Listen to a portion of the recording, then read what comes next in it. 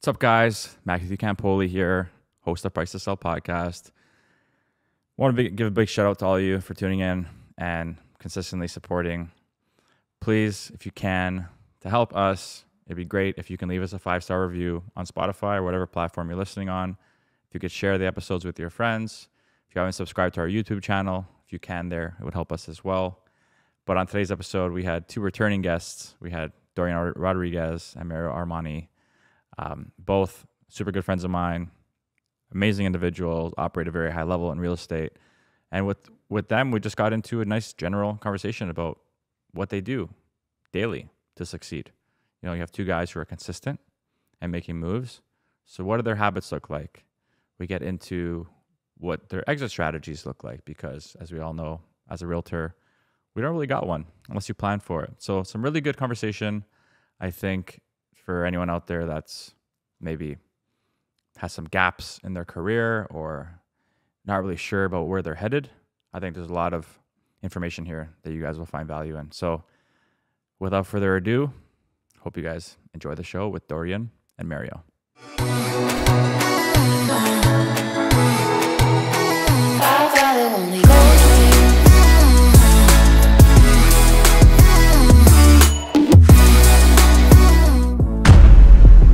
What's up, everyone? Welcome back to the Price to Sell podcast. I'm your host, Matthew Campoli.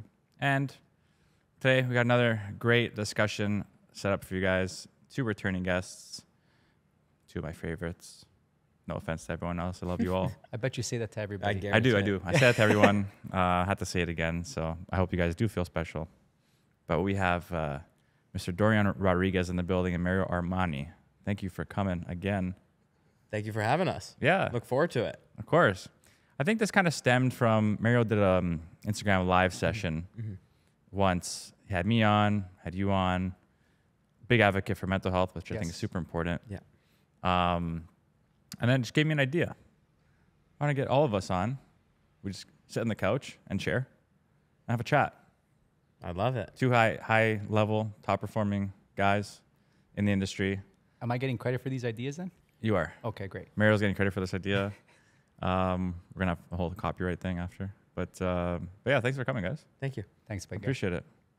Dorian, how you feeling? Not so hot today. Yeah. Yeah, not so hot. Hot sauce really got me last night.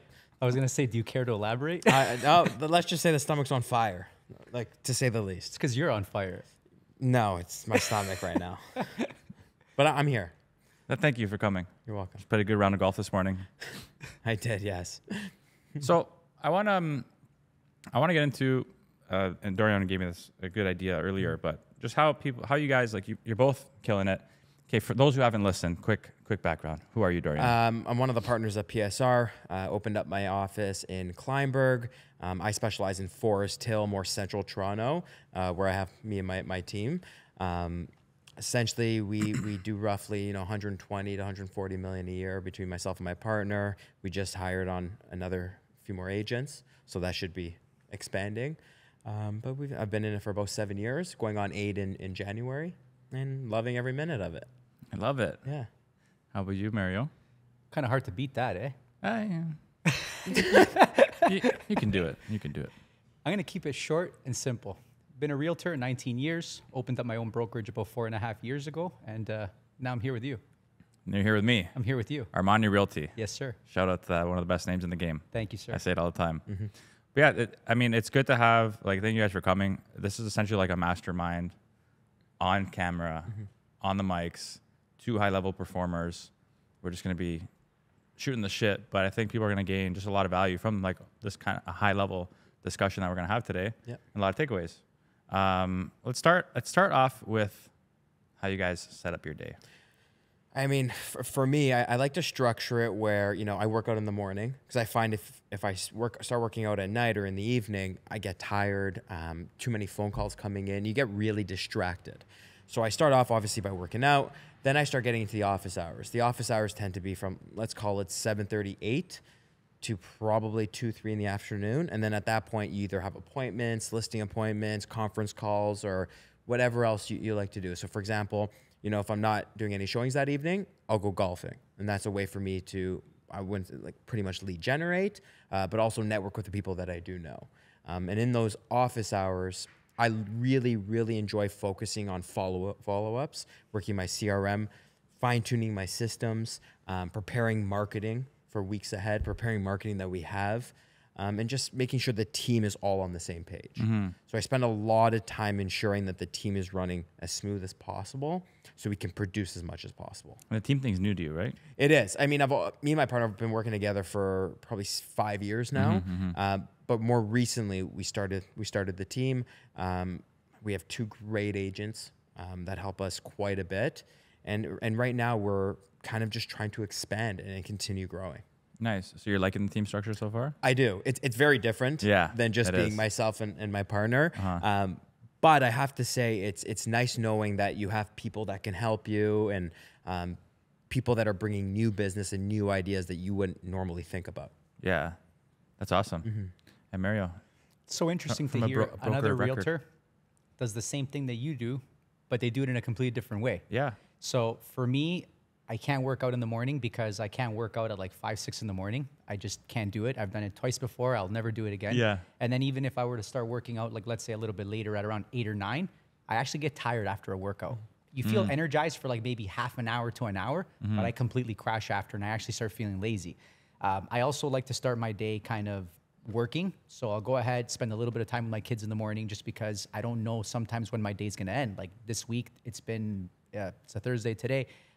3 of the days I worked till like midnight. So I didn't get to see my kids in the evening. So that morning, it's kind of like, okay, I spend an hour with them, an hour and a half. If I get the chance to walk them to school, I'll walk them to school. And then I start my day. So religiously every day, 8 o'clock, 8:30 in the morning, I'm in front of my computer and I start tackling my emails. So for me, part of what helps me kind of keep on schedule is my calendar. Everything I do is on my Google Calendar. Yeah, same. It's connected with my wife. This way she knows when my appointments are because That's clutch. It's very clutch because I had the bad thing of not telling her when I had things to do. So I literally connected her this way. I don't have to think about telling her. She looks at my calendar and she knows when I'm doing what. And this way there's no that saves a lot of issues, eh? Lot of headaches. A lot of headaches. And time. Yes. And time. Yeah. Yeah, that's awesome. Yeah, I mean, I'm early bird with the gym. If I don't get it, I stress out. Yes. And I kind of kill my own day. It sucks. It's probably like not the healthiest mentality, but if I don't get my morning routine in, I'm like just the overachiever in me. But I start to stress out, you know? It throws you off mentally, which is interesting, right? Like you would figure working out in the morning, you'd get tired. It kind of, I wouldn't want to say slow down your day, but you know, you feel like you're a little more lethargic. But I find like you just said, if you don't go to the gym in the morning, at least for myself, I have a hard time structuring because then, you know, you tend to sleep in a little longer or you tend to mess around a little bit in the morning. But when you're at the gym and you come home, there's nothing else but to do but go to work. Yeah. Like that's really all we have to focus on it as business owners. Because as much as we're realtors, I think all 3 of us kind of think about this business as we're the CEOs of our company. You have to think of it that way. Exactly. Because you find, you know, there are many individuals and realtors that, you know, they're extremely successful, but they have no structure to their day, right? And that is great in the short term, but long term, when you're looking to retire and have a team, it's very challenging to maintain it. Yeah. It's just hard to scale that way. Like you need to have a consistency, and I strongly believe that action creates reaction. So when you just kind of are winging it every day and you just don't know what you're doing, things just don't materialize, right? So when you kind of have that structure, that plan, like for me, I have like severe ADHD. So I need to I have like a million things going on in my head. Even the night before, like I can't sleep. Like in the morning, I want to wake up and I just want to tackle the day. Like that's why it's even a struggle to start going to the gym. Cause it's like, I can't be going to the gym in the morning. All I'm gonna be thinking about is everything I have to do for work. So it's like I gotta get right into work. It's just what I've been. Yeah, that's what I'm saying. It's like we do the same thing, but we do it completely different, right? Yeah, we're all wired differently, right? Like when I go to the gym, my only thought is let's maximize this gym session. Like I tell people, and this is probably the wrong way to speak about the gym, but I treat it like it's a business, it's a job.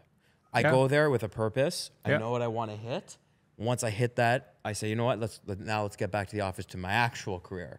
And I think there's a difference between just showing up to the gym and going to the gym with a purpose. Like I'm not there for 6 hours. Yeah. I'm there for an hour. And in that hour, I accomplish exactly what I need to. And then I could start focusing on providing the best experience possible. So when you text me, because you noticed me on the treadmill Yes. from your Stairmaster, that's Yes. part of your business plan? Yes. Okay. Follow up, baby. It's true. So you guys go to the same gym? Yeah. He scopes me out. I'll just get a text. Hey, I see you. And I'm like, Does Matt actually work out though? I gotta tell you, you've seen those arms. The guy works out. He throws a couple of weights around. I do. Hello there, my fellow real estate enthusiasts. Today's episode is brought to you by the one and only Warrior Law, the law firm that's the best in the biz when it comes to closing deals. These guys are not your grandmother's law firm. They complete same-day status certificates and purchase agreement reviews so you can put in your offers without a care in the world. Plus, they're digital, so you can have virtual closings across Ontario.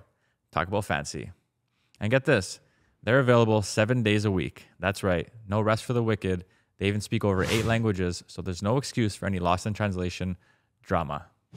Warrior Law works hand in hand with real estate agents and mortgage brokers, so you know they're the real deal. They'll make sure your transactions are smooth and work around the schedule to get those closing docs when you need them. So, if you're looking for a law firm that's not only exceptional, but also makes closing deals look like a piece of cake, Warrior Law is your go-to. Check out the description in the episode to learn more. I love the fact that we're touching on the gym because, again, I don't know how it is for you guys, but the gym has been one of the things that has helped me succeed in my career. 100%. Just because the gym, people think that, I shouldn't say everybody, but in general, a lot of the times people think that, oh, you go to the gym, you're like a muscle head or a meathead. But the intelligence and like the determination that you have to have when going to the gym, and it's not just when you get to the gym, it's actually getting there, because there's those days where you just don't feel like doing it. You have to push yourself. When you actually get there, you have to push yourself through the workout. And then it's not just the gym, it's the eating, the sleeping, it's just the combination of everything, right? So I think that once I started getting the gym dialed in, it helped me tremendously in my business because it gave me that same work ethic and structure in my job. Yeah. So it's been a game changer for me. I agree. Well, a lot of successful people out there, they'll have a lot of the same habits. Doesn't matter what time, but like they're getting the gym in. They have some sort of a routine or like a self-development portion, always learning. You know, a lot of people carry the same traits and habits, 100%. and it's pretty much across the board. Like you don't have to know anyone. You see someone, okay, that person's operating at a high level. You ask them, what do you do on a daily basis? It's probably similar things to what you're doing. I couldn't agree more. You can even Google it. Like when I first started in the industry, because there weren't podcasts like this that, you know, have agents that come on and explain their daily routine. Like I was Googling, like, what does the top CEO of a Fortune 500 company do? What does his workout routine look like? What does his daily routine look like?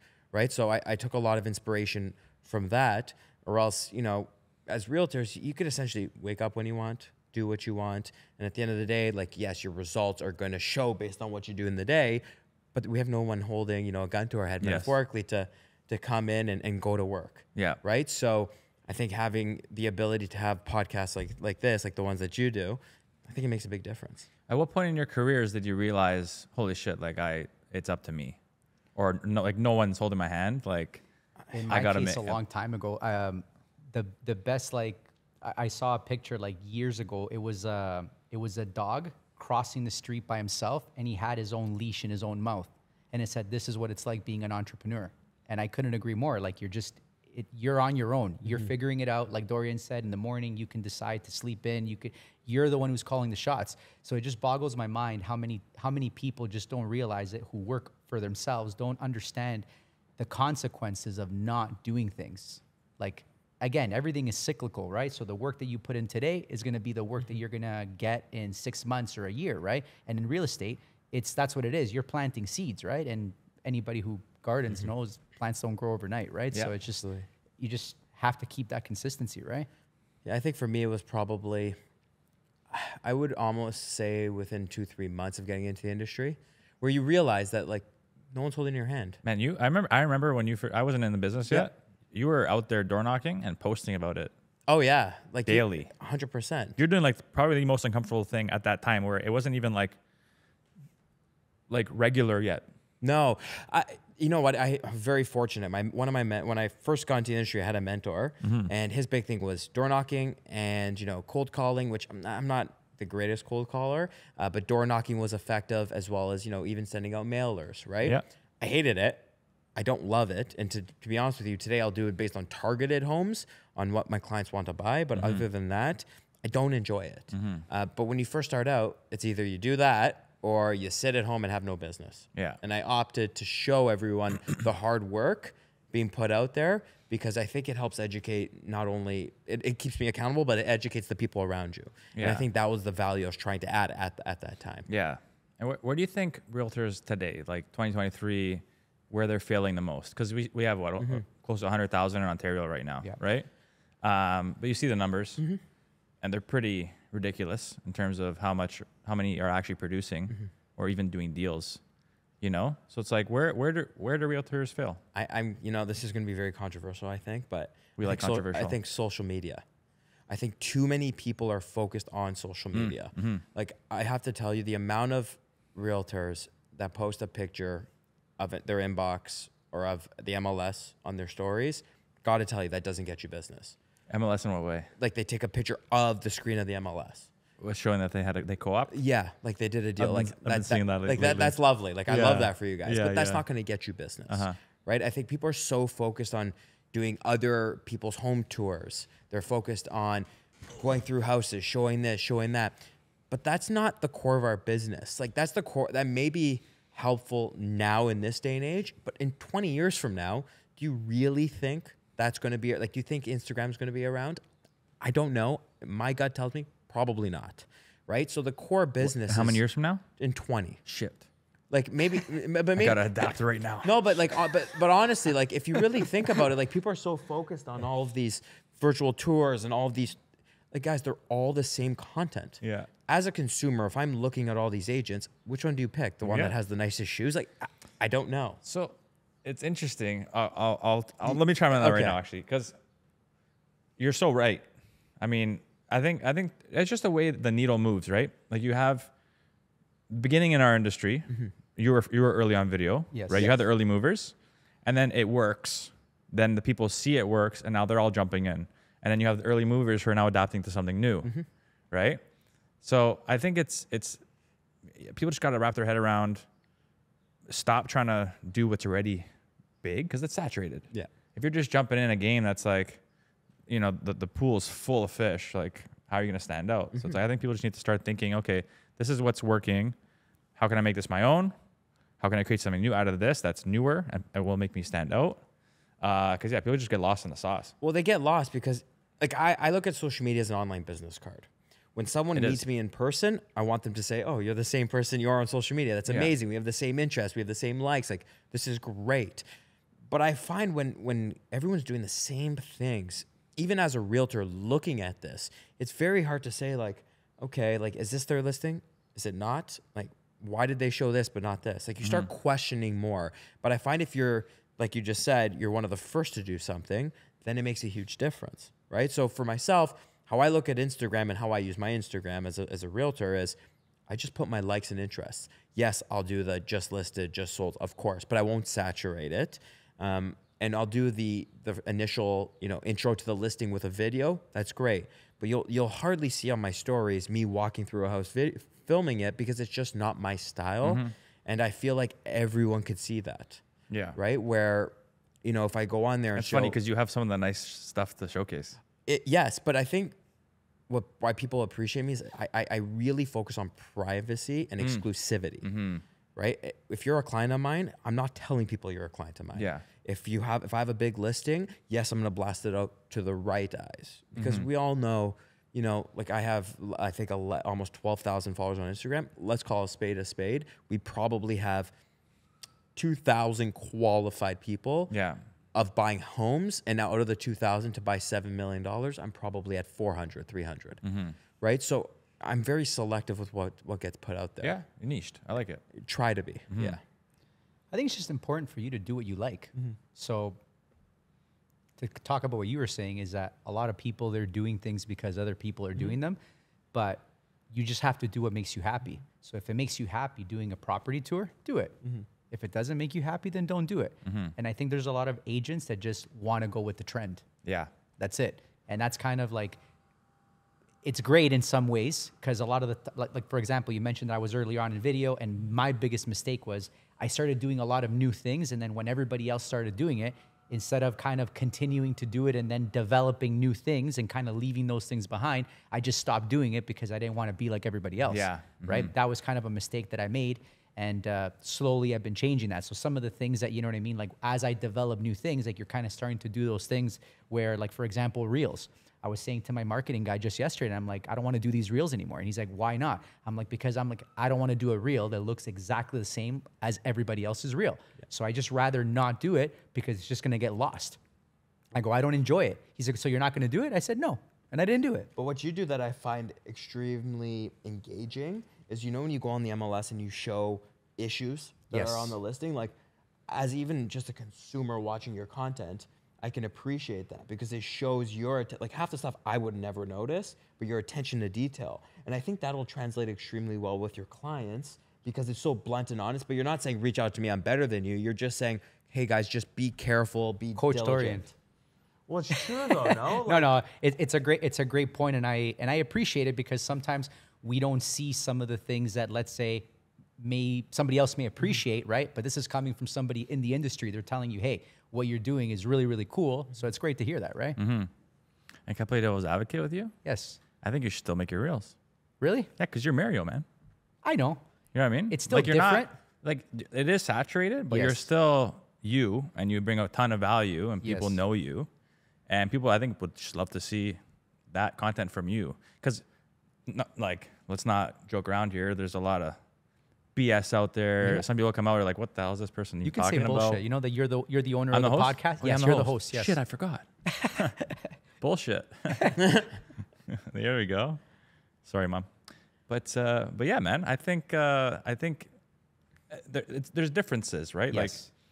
Like you have that high caliber already. You have the knowledge. You have all that stuff that you're already standing out amongst the rest. So you already just like cut out probably like 90% of that saturation to now put yourself in that top 10. You know? When I say I'm not going to do the reels, it's just like, let's say for those specific properties, right? So I just want to make them a little bit different. So I do enjoy like doing those educational reels or something that for me, I love because people get a lot of value out of it, right? So I don't want to do things that just don't make me happy anymore. Yeah. That's it. Like this year was kind of a year for me where I said, I'm going to take a little bit of a step back in business and I'm still going to work because I have to work. And I've been doing this for such a long time and I love what I do.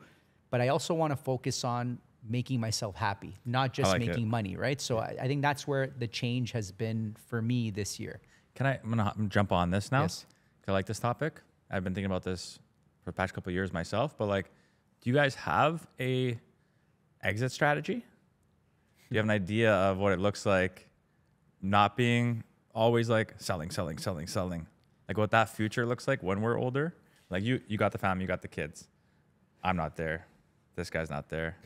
We're each other's children. Yeah. But have you thought about like what that future looks like, that exit strategy? Yeah, honestly, I have. The truth is I don't think I'll ever stop working. It's just not, like my dad works, my mom works. It's just not the culture that I'm used to. Now, will I be in Florida for 5-6 months a year? You better believe I will be. I'll join you. Yeah, like we'll be in Florida. But at that point in my career, you know, I may be 55, 60 where, you know, I get to the point where I can take off for 5-6 months and not worry. But I'll have a good structure and a good team here that can help. And then if I need to come in, it's a quick flight over, right? So I don't ever want to say I'm going to fully retire because the reality is no matter how much money you have in the bank, I just love doing this. I'm the same, and I don't say exit strategy as in retire. I mean exit strategy as in like buying your time back. It's like leveraging more. Because right now we're boots on the ground. We're doing our thing. You're creating your exit strategy by building this team. More team. Yeah. Just a bigger team, right? And I'm not saying go hire 75 agents. 74. There's 70, exactly. No, but if you have a team of, you know, let's say 10 sales representatives, two assistants, and maybe like I have a marketing team as well. If you have that in place, maybe even a director of operations, I think you can run a very lucrative business of, you know, 500 million a year to 700 million a year. And I don't think that would be overly complicated with you not being there if you have a good structure. Yeah. It's big numbers, man. Well, listen, at Go the end big or go home. Yeah, I mean, it. like, I love it. I don't want to be normal, right? Yeah. Like, Can I join your team? yeah, I would love to have you. I think you'd be great. Give him a good split. No problem. Yeah, please. No problem. You know what? 50-50. A very, very successful gentleman that I know, he said to me, and something that I never forgot, and he said, life's too short to be mediocre. And I always think about that. And he's 100% right. It's like you can just do anything, but it's like, why not be the best at what you do? Or at least try. Or why do it? Yeah. Like, I don't understand. I think me and you had this conversation multiple times, and even we did it as well when we go on our nice tea dates. Yeah. Why aren't I invited to these tea dates? You are now. They're exclusive. No, they're exclusive. Hold on. They're Really? exclusive. I'm kidding. You can come. No, but the truth is if you're going to do something, do it 100% or just don't do it at all. You can't do everything. Yeah. Right? So no matter what, just put everything Guys, you have in it. I love this topic because all the agents that are listening to us, you need to understand that you need to, at some point, stop being a salesperson. And you need to think of yourself like a business. And I'll never forget, I asked a gentleman that I know who's a realtor, does well, does about $300,000 a year in commissions. And I said to him, I'm like, are you a business or are you a salesperson? He's like, well, what do you mean? He goes, of course I own my own business. I said, okay, no problem. I said, he's Italian. I go, you go to Italy for a month. I'm like, are you making money? He's like, what do you mean? I'm like, do you make money when you're in Italy? If you go to Italy for a month, are you making money? He's like, no. And I said, that's what I'm trying to talk about. Yes. I said, you are a salesperson. You're only as good as your last sale. You did $1 million in commissions last year. This year, you did nothing. You made nothing. And that's what a lot of realtors don't realize is that they have to get to that point of where Dorian's saying, where you need to set things up where you can actually go from being a salesperson to running a business where you can just kind of, I'm not saying stop selling, but kind of operate it as a business where you can just kind of step out and your business keeps running, right? And sell what you want. Yes. I know this is a topic we've discussed. Yes. Anyone could sell anything. Yes. Right?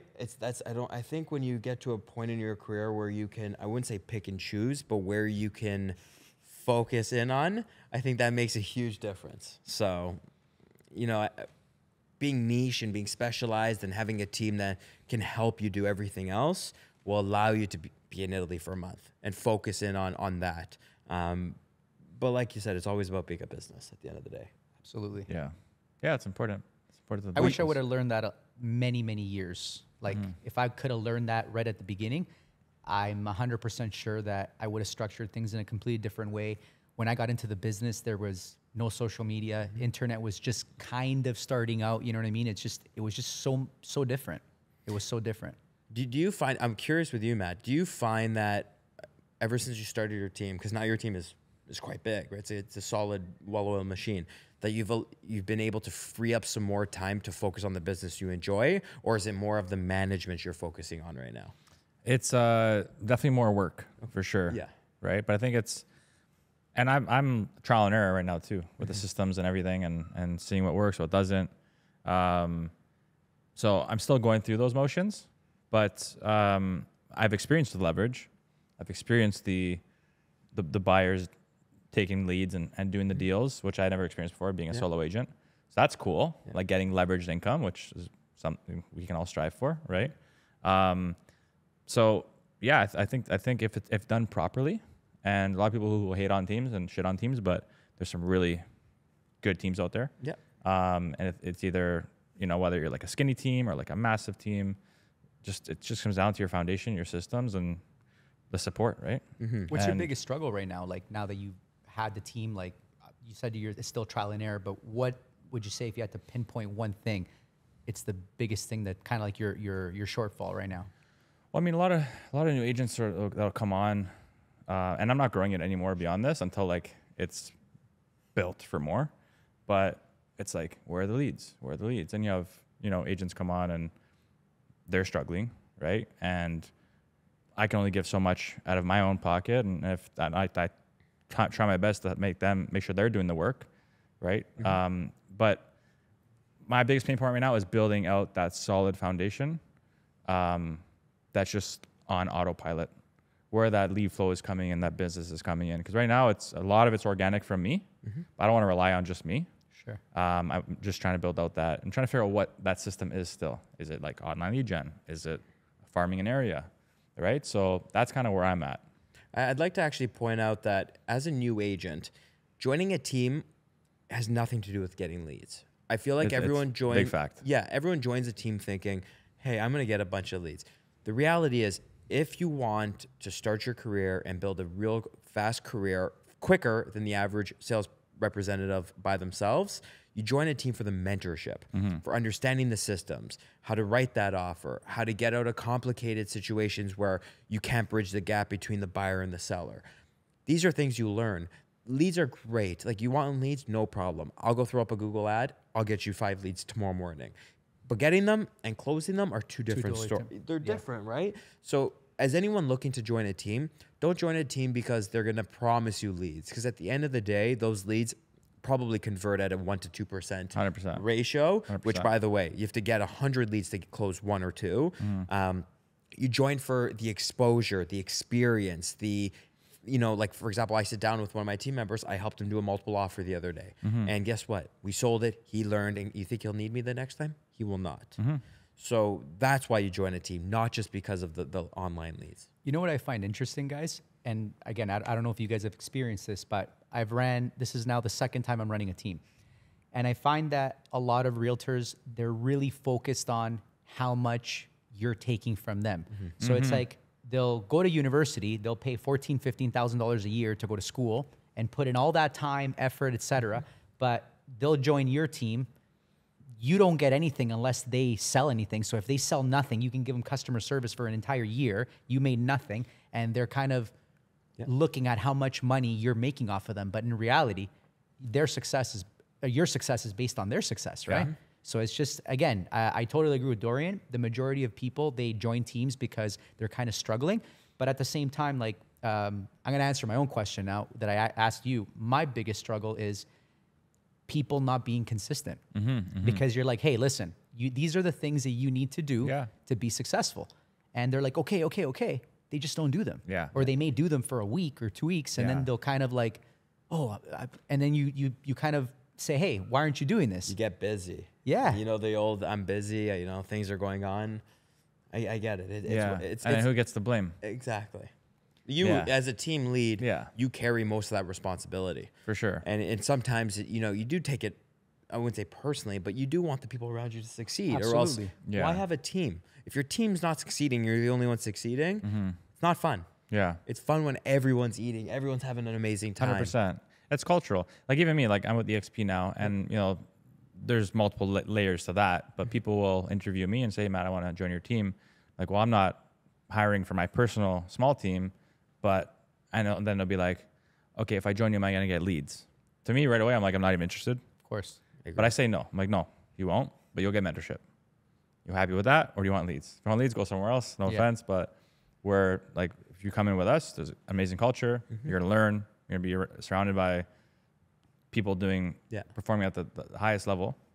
If you want to eat off of that or absorb that, it's all yours. If not, I mean, but yeah, the leads they're not going to be given up. The first agent that when I started my brokerage, he reached out to me maybe 3 or 4 months after I opened it, and he wanted to come work with me. And I told him, I said, listen, I'm not ready because I would be doing a disservice to you if you came to work with me. I'm just not at that point where I can coach you and kind of make you successful. I said, but when I'm ready, this was, I think, around April. I call him back in October, and I said, listen, if you're still interested, I said, come on board. He came on board, and I told him right from the get-go, say, you're very, very green. Until you are ready, I will not be giving you any leads. So even though if I have them, I won't give them to you, because I feel that you can never give a lead to somebody unless they're actually ready to take it on. So new realtors need to really focus on not necessarily closing deals. And I get it. We all need to eat. But if you don't understand the business, you can't transact, because the reason why people are going to use you as a realtor is because you're actually giving them value, because you know what you're doing, because you're going to help them with like one of life's biggest decisions. So if you don't know what you're doing, how can I, even though it's a lead, how can I trust to give you that lead? Because at the end of the day, my name is on it.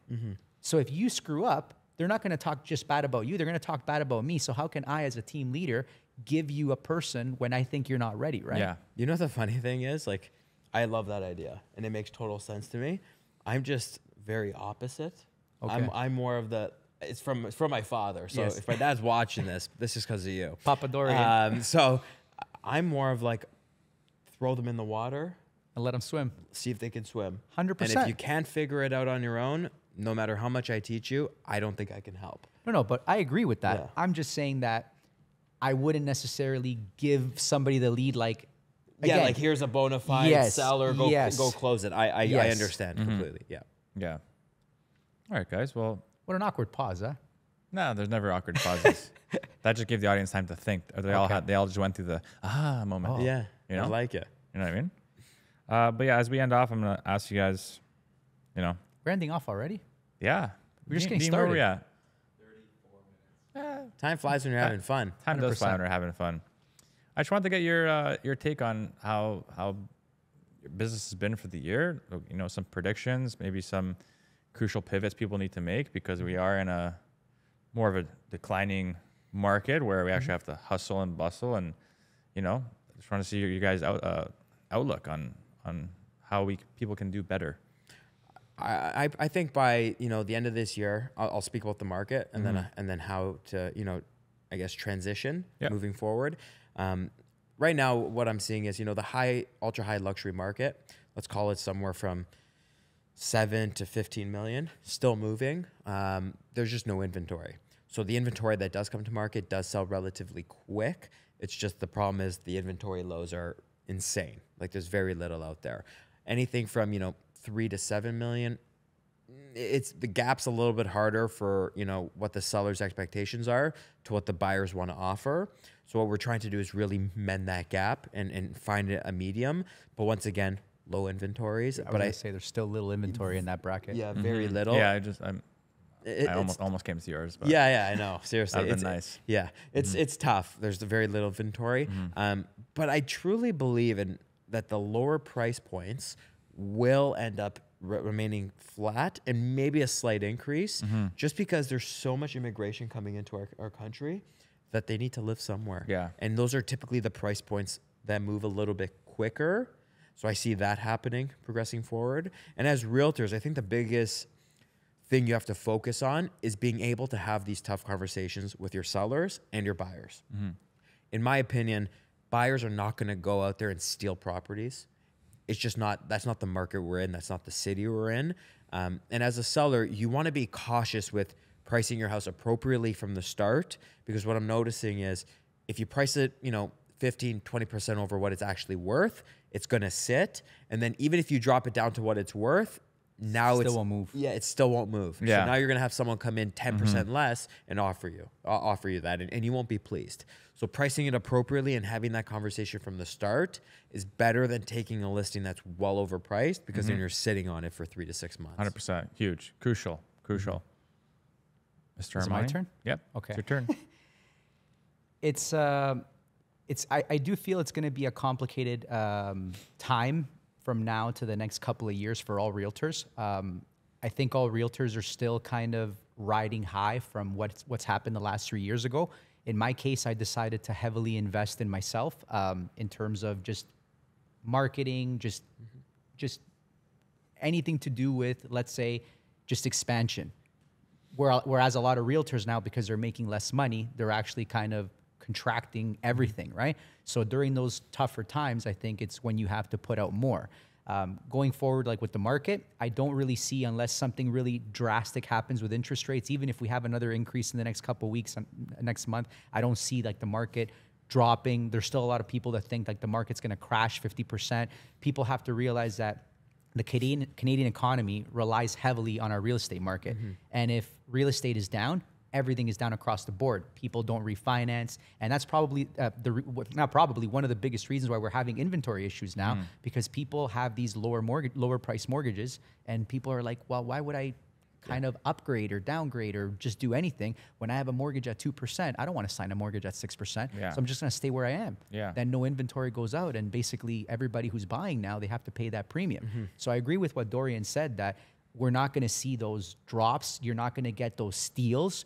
You just have to pay what it is, and that's it. And people have to remember that real estate, at the end of the day, is a long-term game. If you're kind of banking on, okay, I'm going to buy this now and next year I'm going to sell it, where you may get caught where you're going to lose money. Just, you can't think of real estate that it's going to be exactly the same as it has been the last 10 years, because it's just not, it's not realistic. Yeah. Agreed. And as an agent, how are we pivoting right now? Just do more. Yeah. Just do more. Like, it doesn't matter how successful you are. Just get up every day and hustle. Just be consistent. Like, I feel like there's so many realtors that are not taking advantage of the opportunities they have. You work for a brokerage. Okay, you can promote the brokerage listings. Reach out to those realtors. You know what I mean? Like, they're the brokerage's listings. Try to get buyers. Like, there's things that you can do. I just can't believe how many realtors are just sitting at home looking at their screen and like, I don't have anything to do. Yeah. I just don't understand it. There's so much you could do. You guys sense there's going to be a fall off with the amount of agents out here? Yeah. Yes. Yeah. Yes. I think so. I think I think like a lot of things, real estate over the last 4 or 5 years has been a big trend where, you know, it's the cool thing to do. Like, you're an entrepreneur, you have Selling your own sunset, hours. buddy. Yeah, like Yeah, these yeah. TV shows make it look so wonderful. But the reality is, like, you know, you'll always have people jumping in because, you know, the barrier to entry is so minimal. But, you know, being in the industry and succeeding at the industry are two different things. And you could pick which one you want to be. You just have to work. Yeah. I'm going to be very controversial now, but I really think that the part-time realtors are the ones that are a big problem. They're a big problem because, and again, I'm going to catch a lot of shit for this. And I was a part-time agent the first couple of years, right? But the problem is that these agents, they don't really have a sense of the market. They don't understand what's going on. So they'll represent a buyer, let's say, and yeah, don't worry, it's a bidding war. Throw in an extra $100,000. Meanwhile, that property is really not worth it, but it sells for that price.